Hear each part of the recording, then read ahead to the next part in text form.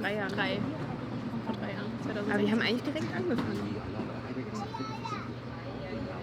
Ja. Aber die erste Idee, was wir spielen wollten, war Flatrus von Avopert. Es war direkt Jessys Idee, lass es unbedingt, ich habe voll Bock, das Stück zu machen. Ich hatte die Idee wirklich schon seit Jahren, weil ich auch zu Schulzeiten ganz gut mit einer Geigerin befreundet war. Und wir hatten damals schon die Idee, das zu bearbeiten für Gitarre und Geige mit Mona. Also es war wirklich schon... So, kommt raus! Ich habe ihr die auch mal zum Geburtstag geschenkt, die Noten und so, also da war das schon. Und dann kam aber das Studium und sie war irgendwie ganz anders und dann dachte ich mir, jetzt brauche ich halt eine andere Geigerin. Und die erste, die mir über den Weg gelaufen ist. Na toll, geh dann mal. Ja, stimmt.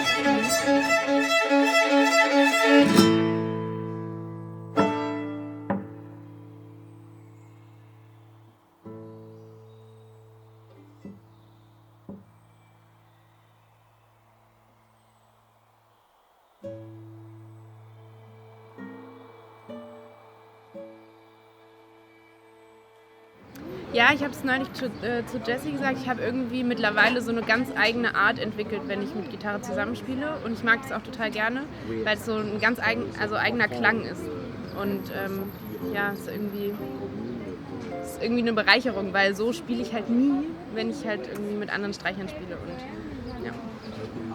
Ja, es ist auch wirklich ein Geschenk, überhaupt jemanden zu finden, der sich darauf einlässt, seinen Klang auch so krass anzupassen und zu verändern, weil das hat man halt als Gitarrist eigentlich immer das Problem, dass es irgendwie echt schwer ist, so ja, einen guten Zusammenklang zu finden, gerade auch mit Streichinstrumenten. Und das war einfach zwischen uns nie irgendwie problematisch. Also ich habe nie das Gefühl gehabt, dass ich jetzt übermäßig viel mehr powern muss oder irgendwie mich da völlig verausgaben, weil es einfach irgendwie so ein gemeinsames Aufeinanderhören war und eben auch ganz viel von Johanna sich irgendwie öffnen dafür, einfach zu gucken, was geht eigentlich und wie kann ich da halt mich auch irgendwie anpassen. Zumindest grundsätzlich. Also ich meine, es gibt natürlich dann auch die Stellen, die auch vielleicht jetzt vom Stück oder vom Arrangement immer auch mal schwierig sind, das ist ja klar, aber das sind dann wirklich eigentlich so die Extrempunkte. Und so grundsätzlich finde ich schon auch, dass wir da eigentlich so direkt auch immer nach einem gemeinsamen Klang gesucht haben. Ja genau, also ich finde es sowieso total spannend, da irgendwie auch so wirklich an die Grenzen zu gehen und aus dem Standard auszubrechen. Gerade auch klanglich. Also ich finde es total wichtig, dass man da auch sucht und irgendwie nicht nur in den typischen Mustern bleibt.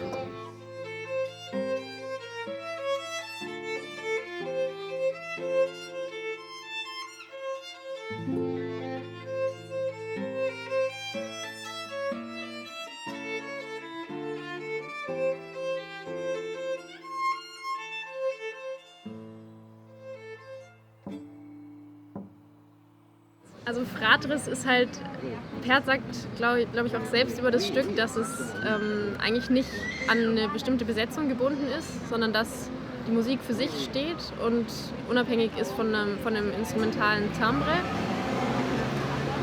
Und deshalb existiert es auch schon für ganz viele Besetzungen, also vom Streichorchester bis hin zur Fassung für Geige und Klavier.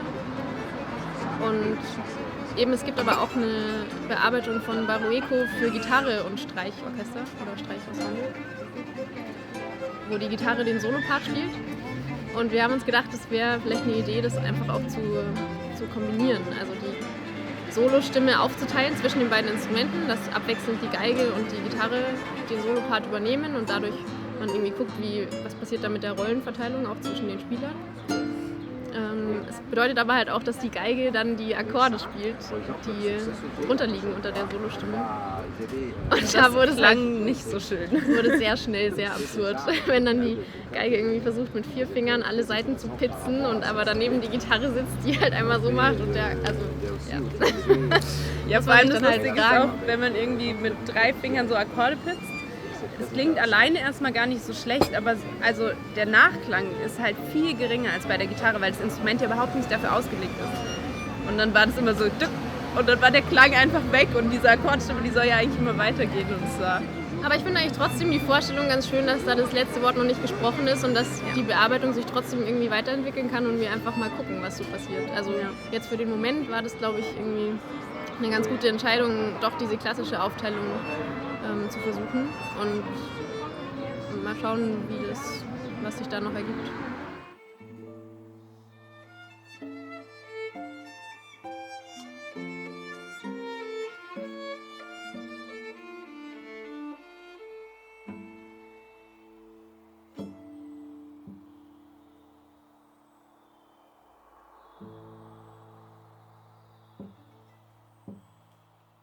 Ja, ich habe 6 Jahre Bachelor studiert, 6,5.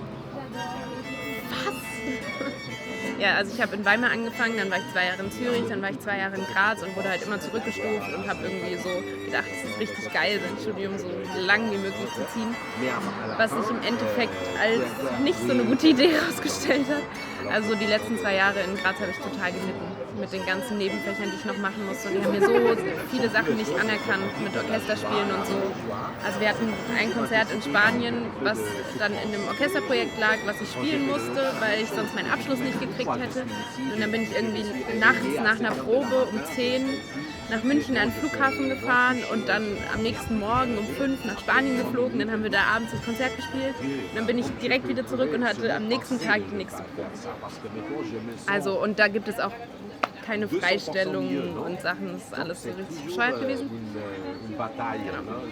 Ja, das ist Wahnsinn, auf wie viel Widerstand man in der Musikhochschule stoßen kann, wenn man sagt, man hat ein Konzert irgendwo. Völlig absurd.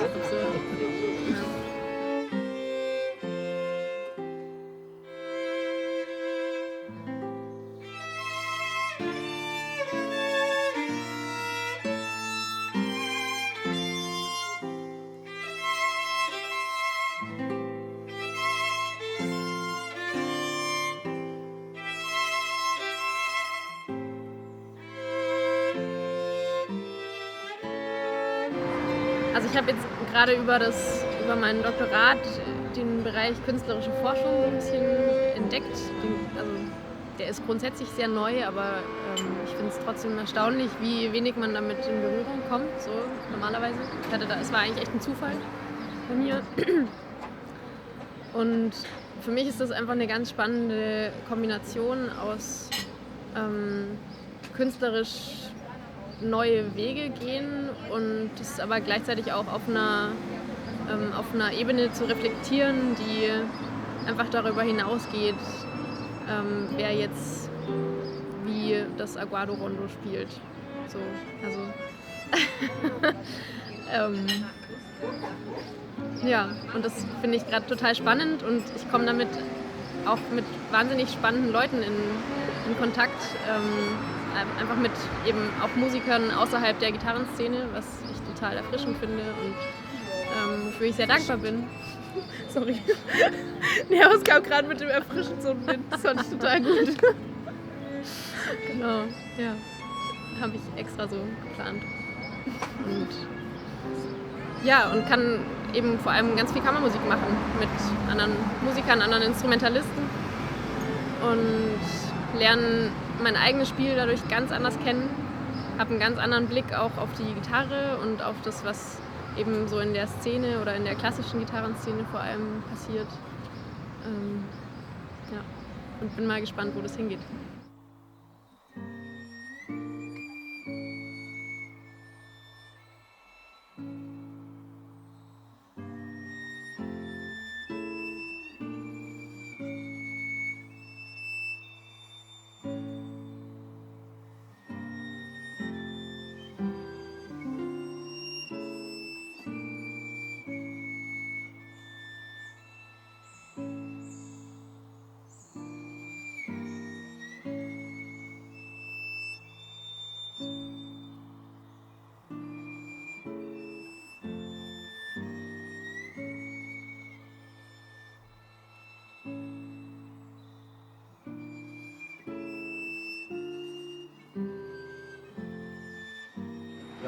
Jessie, auf jeden Fall. Auf jeden Fall mein Traumberuf. Ich arbeite schon ganz stark darauf hin. Und bereite mich schon auf die ersten Probenfilme vor. Das ist leider nicht ernst sagen.